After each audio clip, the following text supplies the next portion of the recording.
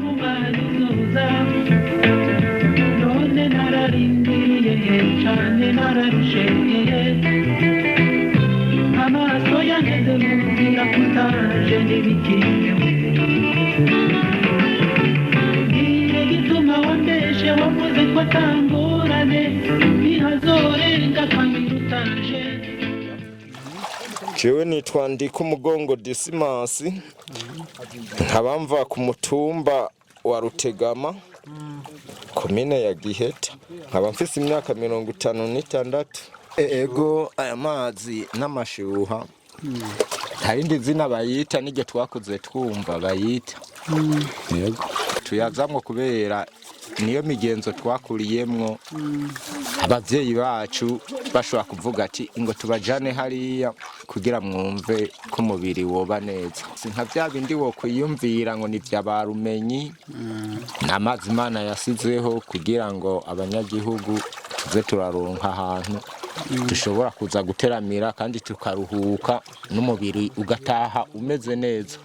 Ubu nkajewe nk'akarorero no guha nkanda naje nzanye nk'abana batatu kandi rero sukuvuga ngo nabantu bo ngaha mu Giheta gusa baza kuyota hariho nabandi bana canka abandi bavyeyi usanga bavuye za Mwaro eka bava intara zose z'igihugu baza bakurikira aya mazi n'ababa bagwaye nk'ibintu by'ibivimbe bashitse ngaha bagenda vyamenetse ugaca usanga ni nkovu kandi ubwo iyo nkovu nta n'umuti arinda gusubira gushirako aho hantu hacahuma akabaronse mitende tuhaza kubera tubona mu biba vyatuzanye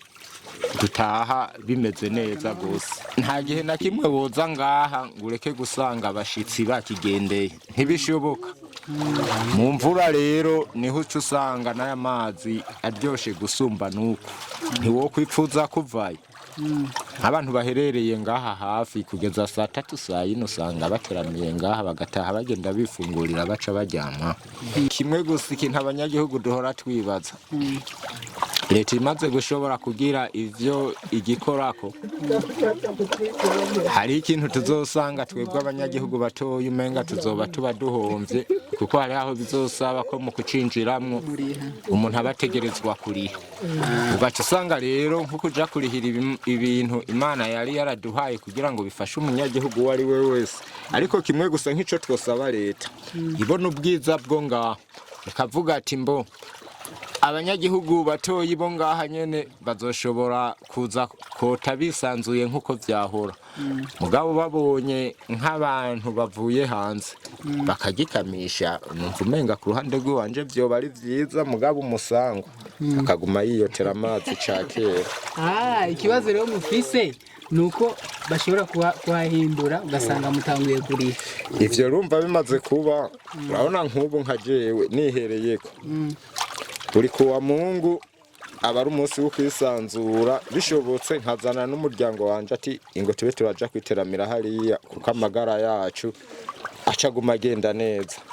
Mugabo urumva nk'ico gihe nzoza ngaha uco usanga kugira ngo ndahinjire no gutanga amafaranga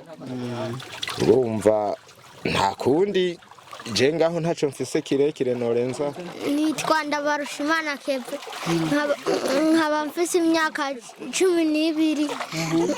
nkaba imba ku mutumba wa Rutegama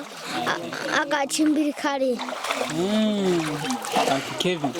none ushaka kutubwira wewe aya mazi cyo amaze kugufasha? Cyo amaze kumfasha aya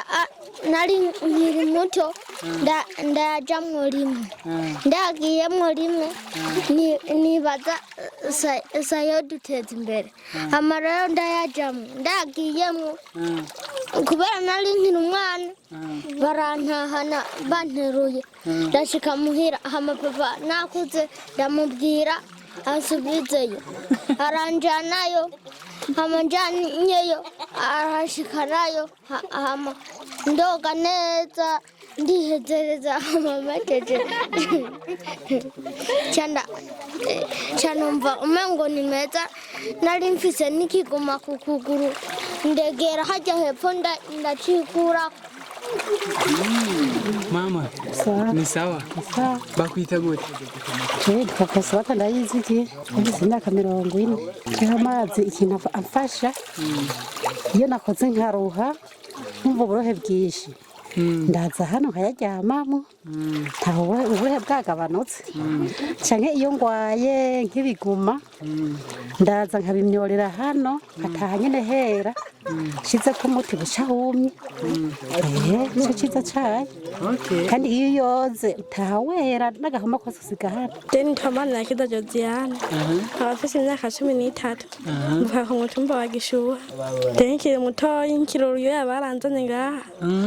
hama ndakubanda ndabona yuko banzana ngaha ndaza kucotana jewe habona ko ari Gishuha nyene ciza je namaze nko kwa Mungu canke kwa mbere aho mboneye umwanya wose nihonze uriga mwakangahe na gatanu jene twiteka fana